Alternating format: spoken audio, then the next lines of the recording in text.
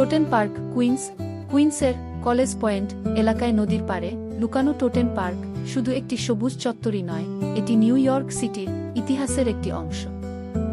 পার্কটির নাম এসেছে টোটেন পরিবার থেকে, যারা 1700 ও 1800 শতকে এই এলাকার জমির মালিক ছিলেন। তখন কুইন্স ছিল মূলত গ্রামীণ এলাকা, আর টোটেন পরিবারের জমি ছিল স্থানীয় উন্নয়নের সাথে জড়িত এক গুরুত্বপূর্ণ কেন্দ্র। 1800 মধ্যভাগে কলেজ পয়েন্টে জার্মান অভিবাসীরা এসে বসতি স্থাপন করেন। তারা শিল্প, নৌকা নির্মাণ এবং কারিগরিত্ব নিয়ে এলেন। এলাকার দ্রুত সম্প্রসারণের সাথে সাথে শহরে কিছু জমি সংরক্ষণ করে সবার জন্য উন্মুক্ত পার্ক হিসেবে। টোটেন পার্কের জমি সিভিল ওয়ারের সময় সামরিক দুর্গ ছিল। তখন এখানে সৈন্যরা শহর রক্ষার জন্য অবস্থান করত।